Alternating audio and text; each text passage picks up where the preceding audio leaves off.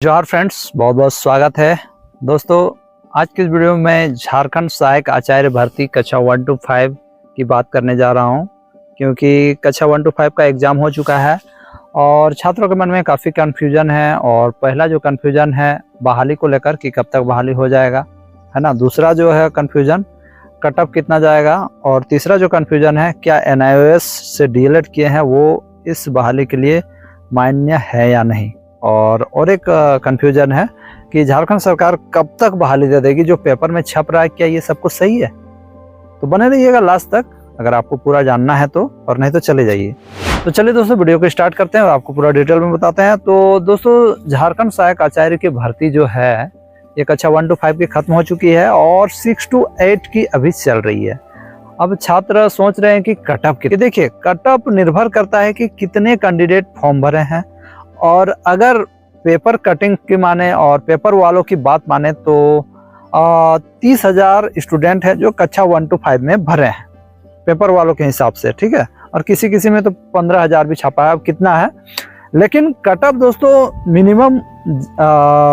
Maximum जो है आपका जो है जनरल कैंडिडेट है, तो जनरल कैंडिडेट का जो मार्क्स होना चाहिए दोस्तों कम से कम 190 से 200 तक जा सकता है, ठीक है। लेकिन OBC कैटेगरी में है तो आपका 180 से 170 नंबर तक है, तो आपका होने का उम्मीद है।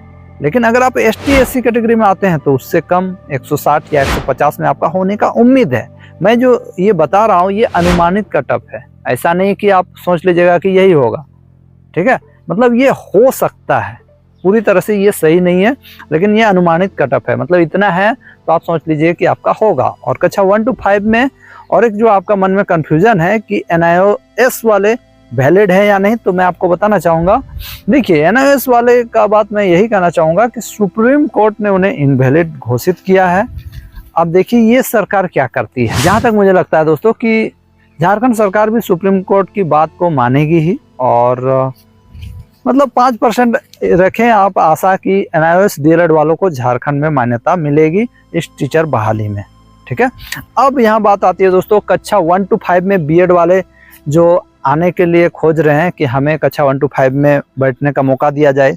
हाईकोर्ट में उन्हें अर्जी लगाई है और सुप्रीम कोर्ट का निर्णय आप लोग जानते हैं कि पूरा भारतवर्ष में अब कहीं BEd वाले जो BEd कैंडिडेट हैं 1 से 5 के लिए एलिजिबल नहीं है।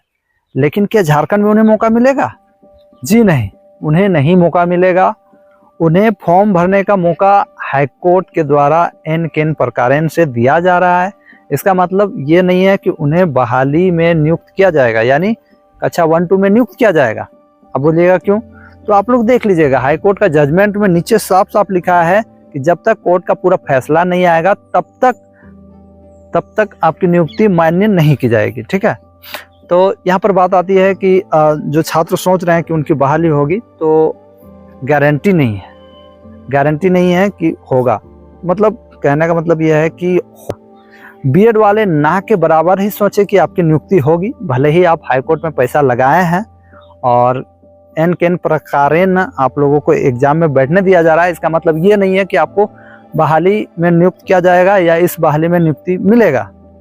आपने देखा होगा नीचे लिखा हुआ है कोर्ट के अंतिम आदेश पर आपकी जो नियुक्ति है वो प्रभावित होगी, ठीक है। तो सुप्रीम कोर्ट का जो मानना है ना, सुप्रीम कोर्ट का जो मानना है, सुप्रीम कोर्ट ने जो फैसला दिया है उसके विरुद्ध झारखंड सरकार नहीं जाएगी और झारखंड हाईकोर्ट भी नहीं जाएगी, ठीक है। बस आप लोगों का केस ले लिया गया है और एग्जाम बस लिखने दिया जा रहा है।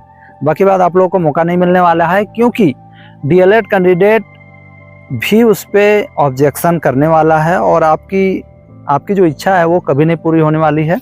मैं गारंटी के साथ कह रहा हूँ कि आपकी बहाली कक्षा 1 to 5 में नहीं होगी। मौका है अगर 6 to 8 में लेना है तो ले लो, और अगर आप 6 to 8 में क्वालिफाइड नहीं हो तो भाई सोच लो कि नहीं होगा। तो आपका ये डाउट क्लियर हो गया कि आपका जो BEd वाले हैं 1 to 5 में उनको मौका नहीं मिलेगा।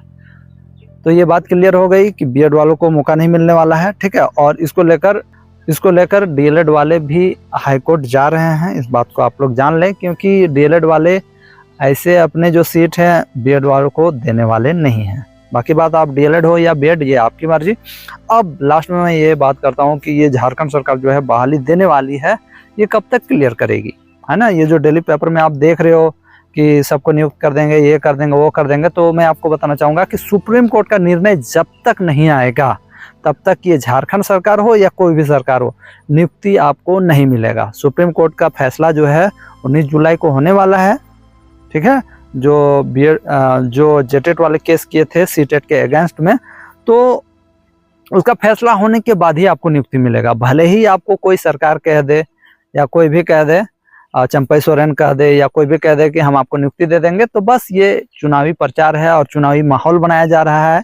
नियुक्ति देंगे, वो देंगे, हो करेंगे, कुछ नहीं होने वाला है जब तक 19 जुलाई को सुनवाई नहीं होगा। तो 19 जुलाई पे आप लोग निर्भर कीजिएगा कि आप लोगों का नियुक्ति होने वाला है या नहीं। अगर डेट फिर एक्सटेंड होता है, जुलाई के बाद अगस्त जाता है, सितंबर जाता है, अक्टूबर जाता है, तो आपका नियुक्ति भी आगे बढ़ेगा, ठीक है। हाँ, अब यहाँ तक बात आती है कि जेटेट का एग्जाम कब तक होगा, ठीक है। जेटेट का भी अभी बात चल रहा है नोटिफिकेशन आने का, तो जेटेट का भी कोई गारंटी नहीं है कि वो आएगा या नहीं, लेकिन एक संभावित है कि अगस्त तक वो लेना चाहती है। उसके बाद बहाली कब तक आएगी, कब तक नहीं, ये आने वाले समय पे पता चलेगा। एक चीज़ मैं जाते जाते कहना चाहूँगा कि जो भी डीएलएड स्टूडेंट है वो जो है हाईकोर्ट में जो केस चल रहा है उसमें सहयोग करें, और डीएलएड के साथ साथ जो बीएड किए हैं वो कैंडिडेट मिलकर सुप्रीम कोर्ट में सहयोग करें, है ना। बाकी बात जो मैंने बातें कही आपको कहाँ तक सही लगी, कहाँ तक नहीं, जरूर कमेंट कीजिएगा। धन्यवाद।